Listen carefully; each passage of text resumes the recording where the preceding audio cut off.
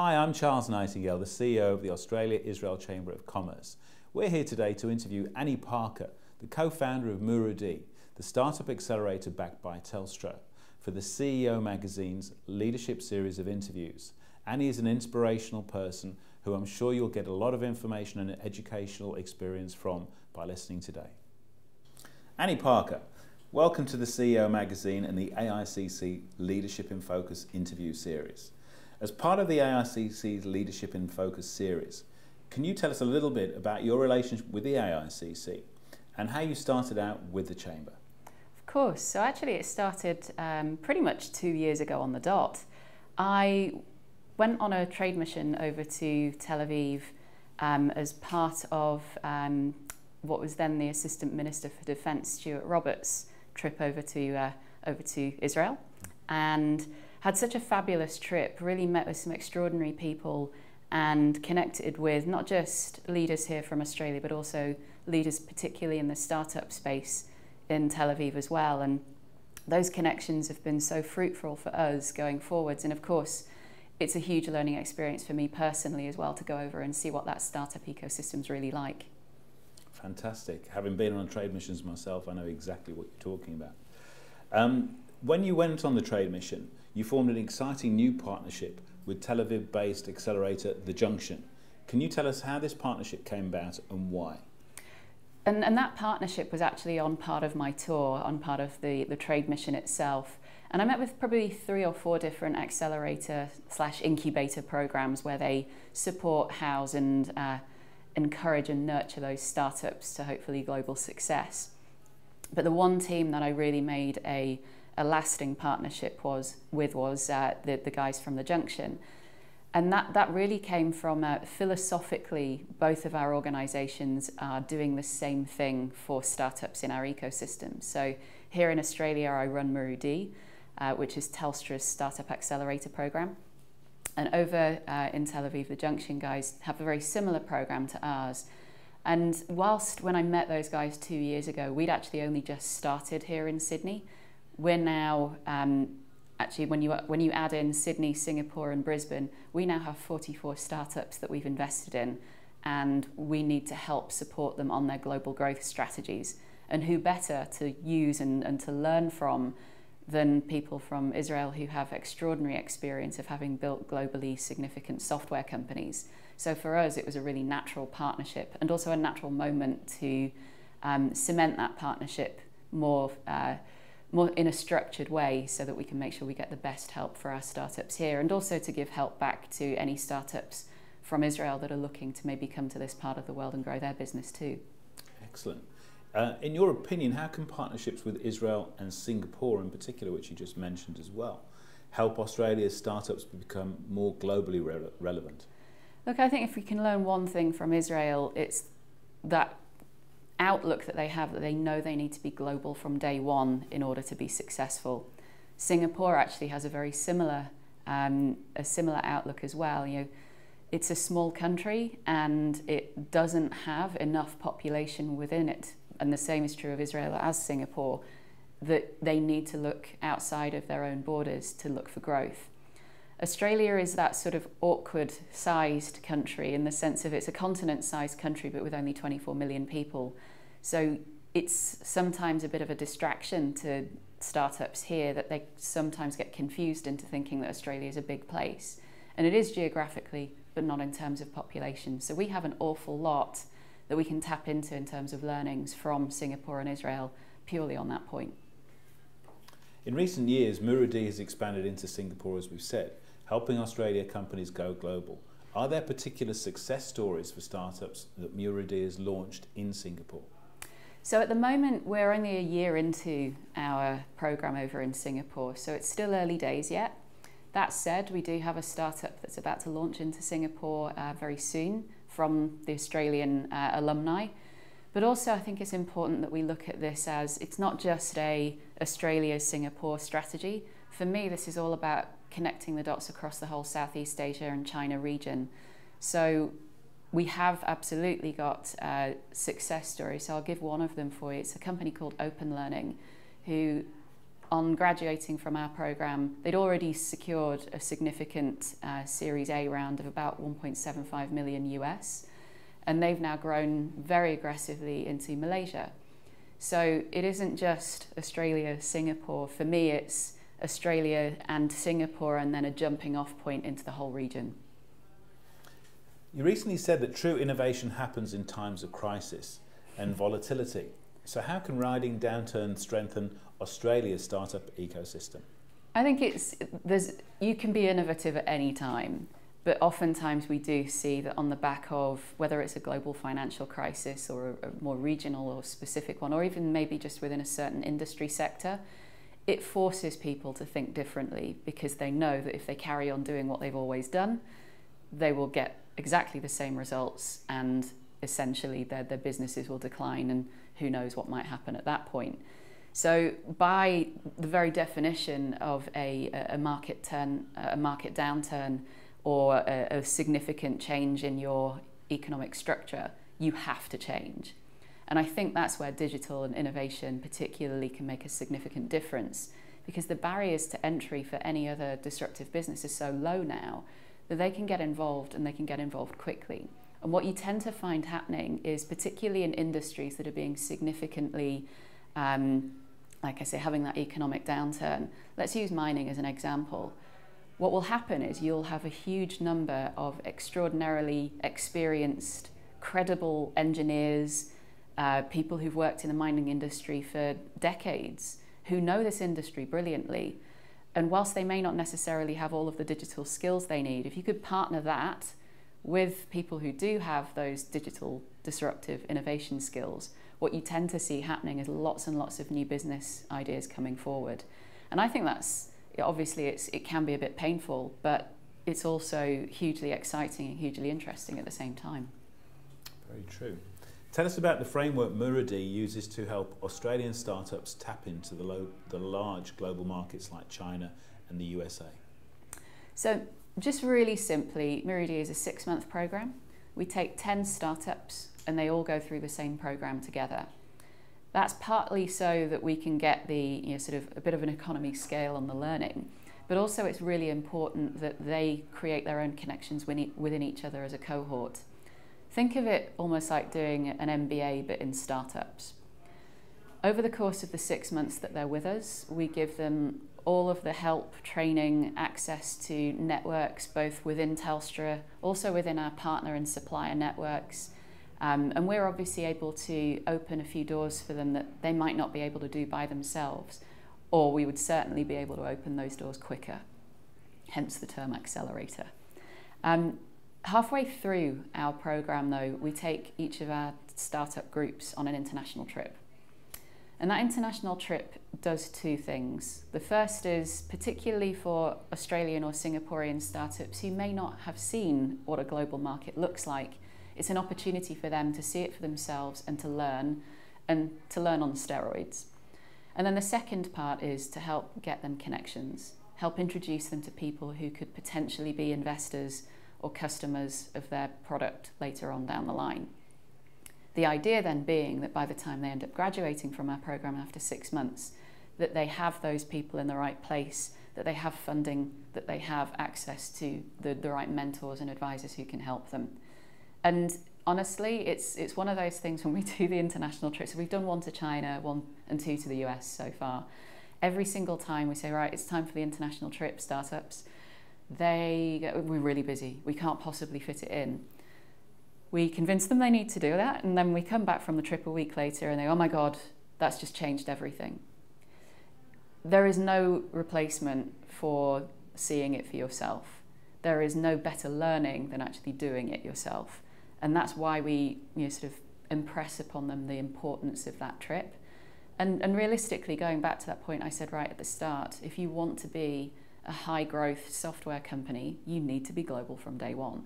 So it's important that we have those connections. And coupled together with that partnership with the guys at the Junction over in Tel Aviv, we have partnerships with 500 startups in the US, China Accelerator and Hacks Accelerator in China, and also with an angel investment group over in New Zealand called the Ice House. So for us, what that's giving us is the capability to give our startups access into large-scale customer markets and large-scale investment markets. Fascinating. Last year, Merida partnered with River City Labs, as you mentioned, to launch their accelerator program in Brisbane. How did this program help to showcase and fast-track local talent? Let me start off by saying that Merida for Telstra is Telstra's way of investing in the startup ecosystem to encourage the very best talent here in Australia to stay here and build global businesses. When we re-looked at that statement or that overarching objective, we kind of looked at what we'd done so far with Merida here in Sydney, and we've done a good job, I think, of contributing to the ecosystem here, and we've got some examples of where we've brought talent from interstate into this program and helped nurture and support them. That said, I felt like we hadn't done enough to lift other parts of the ecosystem outside of Sydney. So the partnership with River City Labs was it's a really neat and beautiful way of us being able to support in a meaningful way ecosystems outside of Sydney, but also in a cost structure that doesn't become overbearing. So the way that worked was we shared our IP of our process with the River City Labs guys. They housed the startups in their co-working space in Brisbane, and their team actually ran the program, supported by us with a lot of training and a lot of access to all of our tools and materials. And the idea then being that over time, actually River City Labs can run that for themselves, and then we can point towards how we've not just developed a great accelerator and supportive network here in Sydney, but also in other cities as well. And ideally, we want to roll that model out across the country too. A key aim of Merida is to connect entrepreneurs regionally and globally. How did your partnership with the New Zealand Growth Hub that you mentioned previously, the Ice House, create new networking opportunities for local entrepreneurs? The important thing to recognise here is to develop a really healthy ecosystem. It's not just about developing the talent pool of entrepreneurs. In parallel to that, you also need to bring in mentors and investment. Because if one part of that puzzle grows quicker than the other two, then there isn't enough support necessarily to keep that pool of talent growing at the same pace. So for us, particularly with the Ice House, they've been investing and angel investing in that community for well over 10 years. I think the stats are something along the lines of well over 100 million Kiwi dollars have gone into early stage startups in New Zealand through that program. And we want to transplant that thinking over here into Australia, and what can we learn from that to infer some learning and great next steps for this community. So part of that was, could we set up an advisory fund or an advisory process where our mentors can invest in our startups here at Merida? And we started that in the second intake here in Sydney. And we asked for each startup to find one person to put $5,000 into their business. And that person got the same terms as Merida, so something in it for everybody. We thought that of our 10 teams that went through that program, that they would each find one. We actually had 27 people invest. And that was inspiration from what the guys over in New Zealand have been doing. And I think this is really how it all comes together. In a few years' time, hopefully we'll have a portfolio of hundreds of startups, but not just that we'll have a network of extraordinary mentors and advisors who've also become investors as well. And if we can keep growing each of those three parts of the ecosystem at the same pace, we'll be on for an extraordinary outcome for Aussie startups. As a passionate believer in paying it forward, how do you think Merida's initiatives enrich people's lives, and are there particular stories that really stand out for you? Paying it forward isn't a new concept. It's been around for centuries. The idea is that wouldn't it be great if you could pass on the 2 or 3 things that you're pretty damn good at to the next generation, if you like. And actually, if you look at how Silicon Valley has become as successful as it has, and to a large extent other startup ecosystems as well, whether that be Tel Aviv, London, the rest of the world, it is because entrepreneurs who have had success have then either reinvested their time and or money into the next wave of startups, and they've then helped to nurture and support them going forwards. And when you do that over time, it's not just a one-to-one relationship, it becomes a multiplier effect. It includes others, it encourages others to get involved as well. And I think if we can encourage that to happen here in Australia, that's how we get to not just grow the ecosystem organically, but we actually give it some rocket fuel and grow it faster. So as part of our selection process for Merida, we make it very clear to the entrepreneurs that come in our program that it absolutely is incumbent upon them to pass what they learn here in this program on to others. And that can be in lots of different ways. It can be them running a masterclass at somebody else's accelerator. Maybe they come in here and run a masterclass for classes 4, 5 and 6. Maybe they become a mentor or an investor themselves. We do have one of the guys from the second cohort here, a guy called Gary, who is the CEO of a company called Disrupt, which is allowing you to customize sports gear. He is a huge fan, particularly of mental health. So particularly for early stage tech entrepreneurs, there's actually quite a high percentage of depression and, sadly in some cases, committing suicide. It's a very lonely place sometimes, and it can feel like you're carrying the weight of the world on your shoulders. Gary regularly runs sessions to encourage people to share that experience and to share their angst, so that hopefully by sharing and hopefully by helping each other, that they can actually help each other through that difficult time. Amazing. Another passion of yours is a director of Code Club Australia. I know something very dear to your heart. Your mission is to give every child in Australia the chance to learn to code. Why do you think coding skills are crucial in today's society? Coding is pretty much the only international language we have left.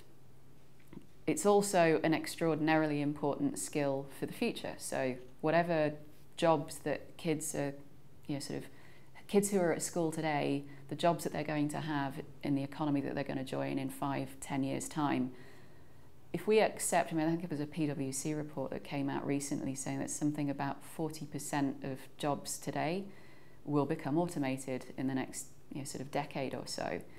So we need to be teaching them a skill that we know actually can future-proof what they're learning today. But being honest, whilst there's a huge amount of economic sense and very practical, why should a kid learn to code? And that's actually how it started out, by the way. It was purely, we need more programmers, engineers and developers because the startups out here were struggling to find that talent locally. Where it's actually ended up, so we've been going for about 18 months now, and we have just shy of 450 code clubs across the country, which is approximately 15,000 children across Australia learning to code, which is just about enough to fill a Googleplex in Mountain View. Just think of that. Amazing. But what these kids are actually learning, it's allowing them to be creative. It's allowing them to be imaginative with how to create a computer game, how to create animations, and it unlocks a different part of their skills that they're not using at the moment. They play a lot of games, but they don't know how to create them. And I think that's a hugely important skill to learn because that's at the bedrock of innovation and entrepreneurship. So wouldn't it be great if in 5 or 10 years' time we get kids graduating from schools and universities, not just with a skill that we know that they need for the future, but also with the thinking that comes with that. So computational thinking, logic, problem solving, collaboration, and creativity, that's actually what they learn when they learn to code. You're a firm believer that tech can be used to address social inequality. What are your thoughts on last year's Techfugees, Sydney's hackathon, where apps were developed to help refugees integrate into Australian society? So this was inspired by a friend of mine from the UK, a guy called Mike Butcher, who's the editor of TechCrunch. And he'd put a tweet out calling for programmers, developers, hackers to come together in London to design solutions to solve, particularly across Europe, who are feeling, I think, the influx of refugees coming in from Syria at the moment, more so than we are feeling it here in Australia. But when I saw what they were doing, I just thought surely we could do something like that here too.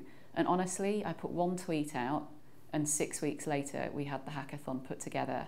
We actually housed it, or held it I should say, over in Liverpool rather than here in the city in Sydney, because we wanted to go where refugee communities already are so that we could learn from them.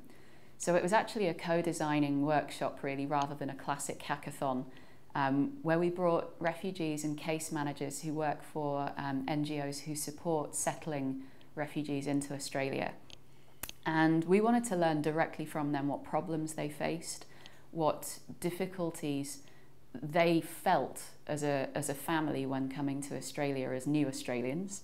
And it was extraordinary because the problems that we were able to solve for them over 48 hours, the technology that was required to solve them was not difficult.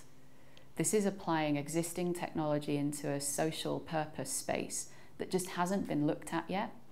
And if you consider that there are probably, I don't know, immeasurable numbers of other minority groups here in Australia that could be helped in that way, I just think that there's such a huge opportunity for us to do some extraordinary good quite simply and quite cost effectively, and with huge upside for not just for those communities but also for Australia too. Absolutely amazing initiative, well done. As a proud leader and innovator in the startup space yourself, how do you inspire up-and-coming entrepreneurs to overcome challenges in the sector? Look, there's an Aussie phrase called just have a go, you know, have a fair go maybe. And it's so true of any entrepreneur really. And I think once you get over that first mental hurdle of shall I quit my day job, or shall I do this thing that I'm a bit scared of that I've never done before, that's actually the hardest part. Once you've made that mental leap of faith, you'll find, and particularly the other piece of advice is to go out and ask for help. If you've never done it before, then why should you expect that you can do it all by yourself? And there's so much help out there now for startups as well, whether that be through our program, through any of the other co-working spaces here in Sydney, in Melbourne, in Brisbane, in Perth. And there's many, many more across the country.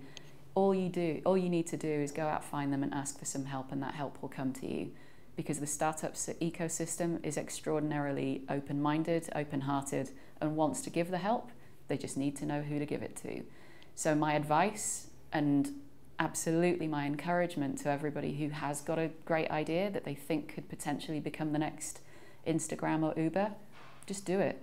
Ask for some help, and that help will come to you.